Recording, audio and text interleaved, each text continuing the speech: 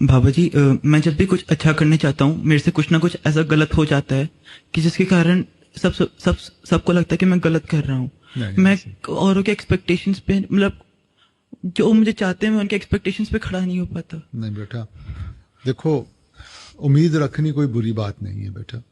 अगर पेरेंट्स बड़ी बड़ी उम्मीदें नहीं रखेंगे तो हमें कहाँ से प्रेरणा मिलेगी कि हम उस मुकाम तक पहुंचने की कोशिश करें। मगर ये भी सच है कि कोई किसी की 100% उम्मीद पूरी भी नहीं कर सकता। ठीक है ना। अब हर एक की दूसरे से कोई ना कोई उम्मीद है कोई जिसने 100% किसी की उम्मीद पूरी की हो? नहीं हो सकती बेटा।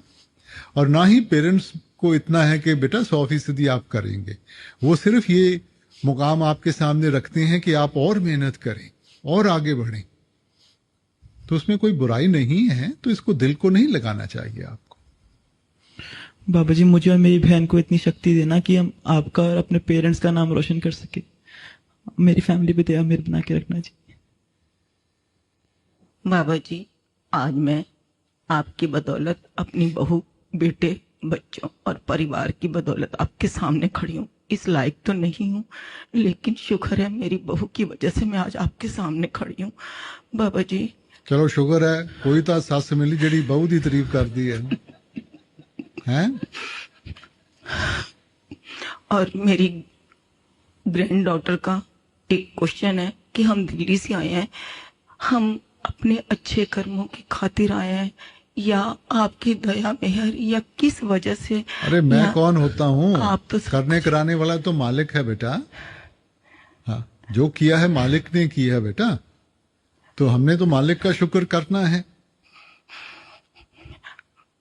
बाबा जी, एक चीज और भी पूछना चाहती हूँ। जिनकी कोई अर्निंग सोर्स नहीं होता, क्या उनको गवर्नमेंट के थ्रू पेंशन मिलती है?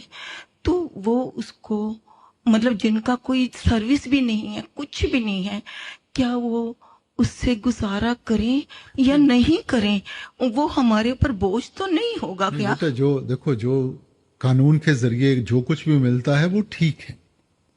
अगर कानून की उल्लंघना करके, किसी से धोखाधड़ी करके या अपने जोर के बल के ऊपर लेते हैं, वो नहीं करना चाहिए। मगर कानून के दायरे में अगर कुछ मिलता है, ठीक है। थैंक यू बाबा जी। मेरे परिवार पर, मेरे बहन भाइयों पर, मेरे दामाद, बेटी, उनके सब पर दया। वैसे तो सारों पर, लेकिन सभी सेल्फिश है, अपने परिवार के लिए सोचते हैं। आपने नूह का तो जिक्र नहीं किया। किसका बाबा जी? अपनी डॉटर इन लॉ का जिक्र। डॉटर इन लॉ की तो मैं बहुत शुक्रगुजार, बहुत शुक्र बहुत शुक्रगुजार जिसने मुझे यहाँ खड़ा किया। हाँ बस, ये इसको याद रखना। हाँ जी बाबा जी, थैंक यू फॉर एवरीथिंग। बाबा जी, जब हम दर्शन करते हैं तो इमोशनल हो जाते हैं। हम ये सोचते हैं कि ये पल बिल्कुल ठहर सा जाए, तो ऐसा क्यों होता है? बेटा, भावना की बात है। जहां भावना जुड़ी हुई है आदमी इमोशनल हो जाता है बेटा, क्योंकि भावना के साथ ही इंसान आगे बढ़ता है ना। मगर उस भावना को हमने चैनलाइज करना है बेटा। चैनलाइज करोगे वही इमोशन आपकी डिवोशन बन जाएगी। अगर उस भावना को चैनलाइज नहीं किया तो वो दुनिया में फैलाव करेगी। तो उसको हम प्यार को चैनलाइज करें सही रास्ते में। बाबा जी, माय सेकंड क्वेश्चन इज कि एक परमार्थ पे चलने वाला जिज्ञासु अगर अपनी पारिवारिक स्थिति, सामाजिक स्थिति मालिक के ऊपर छोड़ दे कि जो होगा मालिक खुद करेगा, तो उसको करना चाहिए या फिर? देखो बेटा, जब ऐसी अवस्था आ गई तो मालिक करेगा संभाल। मगर ये कहते हुए बेटा, इस वक्त हमारी वो अवस्था नहीं आई है। ये कोई विरला कोई साधु संत होगा जो उस अवस्था में पहुंच जाता है। मगर हमारी ये अवस्था है कि हम प्रश्न भी करते हैं, मन में इच्छा भी उठती है, मन में डाउट्स भी उठते हैं। तो इसलिए हमें मेहनत करनी पड़ेगी बेटा। अब हमारे में कोई इतना तो पहुंचा हुआ नहीं है कि मैं कहूं कि जी मैं घर में बैठा हूं, जिस दिन मालिक चाहेगा मेरे को आके रोटी दे देगा। तो मन में इच्छा होती है ना कि मैं मेहनत करूं, ये मेरे को मिले, ये मिले। तो इस अवस्था में हमें मेहनत करने की जरूरत है। उस अवस्था को हासिल करना है। जब उस अवस्था में पहुंच जाओगे फिर सब कुछ वही करेगा। बाबा जी, सत्संग सेवा और सिमरन भजन के लिए मेरा मन लगे, इतनी सी दया मेरे। Thank you. ਬਾਬਾ ਜੀ ਮੇਰਾ ਸਵਾਲ ਹੈ ਕਿ ਕਿਸਮਤ ਜਿਹੜੀ ਆ ਉਹ ਪਹਿਲਾਂ ਲਿਖੀ ਜਾਂਦੀ ਆ ਜਾਂ ਫਿਰ ਅਸੀਂ ਆਪ ਲਿਖਦੇ ਹਾਂ? ਬੇਟਾ ਕਹਿਣ ਵਾਸਤੇ ਕਹਿ ਦਿੰਦੇ ਆ ਕਿ ਮਾਲਿਕ ਨੇ ਕਿਸਮਤ ਬਣਾਈ ਹੈ, ਬਣਾਉਂਦੇ ਤਾਂ ਅਸੀਂ ਖੁਦ ਹਾਂ ਬੇਟਾ। ਕਿਸਮਤ ਕਰਮਾਂ ਦੇ ਆਧਾਰ ਦੇ ਉੱਤੇ ਬਣਦੀ ਹੈ। ਜੋ ਵੀ ਤੁਸੀਂ ਕਰਮ ਕੀਤੇ ਹੈ, ਕਰਮ ਜੋ ਕਰੇਗਾ ਵਹੀ ਫਿਰ ਭੋਗਣਾ ਭਰਨਾ। ਸੋ ਜਿਹੜੇ ਵੀ ਤੁਹਾਡੇ ਪੁਰਾਣੇ ਕਰਮ ਹੈ ਉਹ ਇਕੱਠੇ ਹੋ ਕੇ ਤੁਹਾਡੀ ਕਿਸਮਤ ਬਣ ਜਾਂਦੀ ਹੈ ਬੇਟਾ। ਤੇ ਫਿਰ ਇਹ ਕਿਉਂ ਕਿਹਾ ਜਾਂਦਾ ਹੈ ਕਿ ਜੋ ਤੁਹਾਡੀ ਕਿਸਮਤ 'ਚ ਲਿਖਿਆ ਉਹੀ ਤੁਹਾਨੂੰ ਮਿਲੇਗਾ? ਨਹੀਂ, ਉਹ ਗੱਲ ਤਾਂ ਠੀਕ ਹੈਗਾ, ਮਗਰ ਉਹਦੀ ਅੱਗੇ ਕਦਰ ਕਰਦੇ ਆ ਨਹੀਂ ਕਰਦੇ ਆ ਬੇਟਾ। ਕਿਸਮਤ ਨੇ ਇੱਕ ਮੁਕਾਮ ਤੇ ਲਿਆ ਕੇ ਖੜਾ ਕਰਤਾ, ਹੁਣ ਉਸ ਤੇ ਅੱਗੇ ਤੁਸੀਂ ਉਹਨੂੰ ਹੁਕਮ ਮੰਨ ਕੇ ਉਹਦੇ ਵਿੱਚੋਂ ਗੁਜ਼ਰ ਗਏ, ਕਰਮ ਖਤਮ ਹੋ ਗਿਆ ਬੇਟਾ। ਤੁਸੀਂ ਕੰਪਰੋਮਾਈਜ਼ ਕਰ ਲਿਆ। ਆਪਾਂ ਤਾਸ਼ ਖੇਡਦੇ ਹਾਂ, ਠੀਕ ਹੈ ਨਾ। ਹੁਣ ਤਾਸ਼ ਵਿੱਚ ਪੱਤੇ ਅਸੀਂ ਚੁਣ ਨਹੀਂ ਸਕਦੇ, ਪੱਤੇ ਵੰਡੇ ਜਾਂਦੇ।